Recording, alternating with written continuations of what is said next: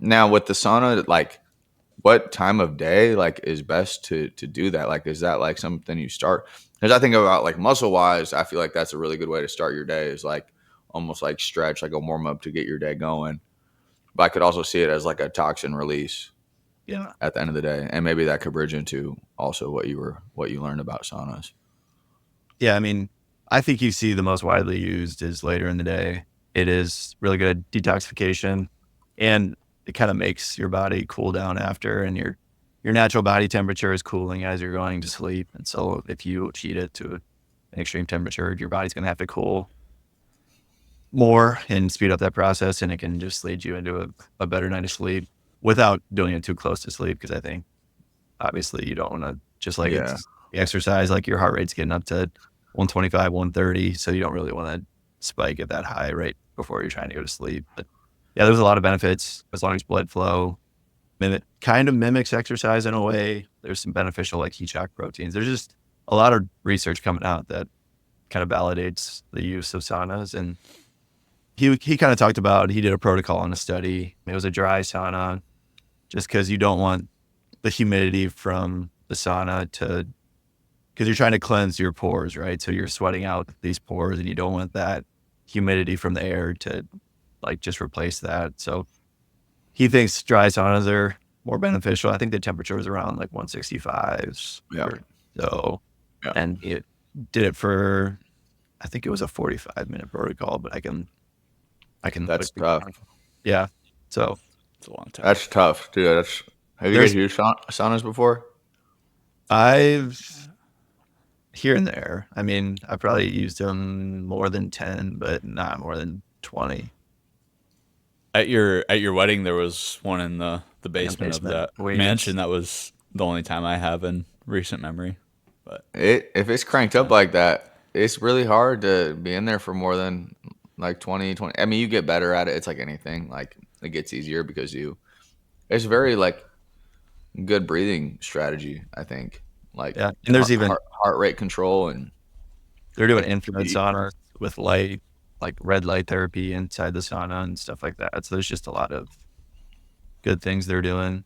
But yeah, anytime you can get sweating, I mean, that's partially why exercise is so beneficial. It's getting sweating, learning to sweat, because we've learned a lot about like people just like their body is forgetting how to sweat, and it's not beneficial because it's just like a natural way for your body to release heat, release cleanse. toxins. Yeah. It can be a really beneficial tool to use in that department as well. So, but yeah, it's not easy by any means. It's funny that you said that. Yeah. kind of goes That's, both ways, right? Like there's benefit to just fluctuations in temperature, like cold wise too. Like cold plunges is a thing, and I guess there's like hot yoga and stuff. Like just finding ways to fluctuate your temperature, your environment. There's like I feel like there's a lot of benefit to that. mhm.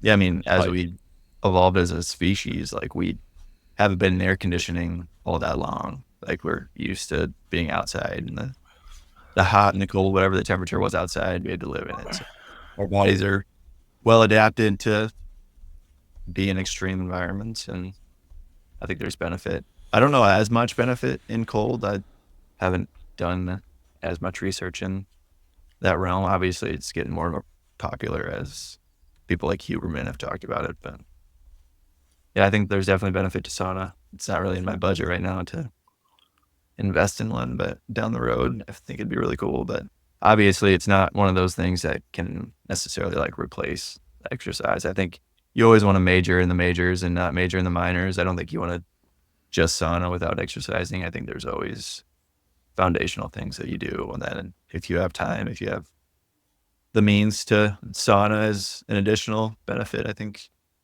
I'm all for it. tool in the toolbox, baby. Mm-hmm. That's on the dream list for the gym. Mm-hmm. Got to get that in there at some point. Mm-hmm. Sick. I used to also use it like a little bit as like a warm up. I would sit in there. Cause like Oh, when I was in college, I would sit in the hot tub or whatever for 5-10 minutes and get the body warm, and like that just became like a staple. But I used to just, because we had one in Sioux City, I would do that for 5-10 minutes, even with like you know, even with like shirt on and stuff, and just hop in there, and that helped a lot. Can Yeah. skip a lot of steps, make you feel better quicker.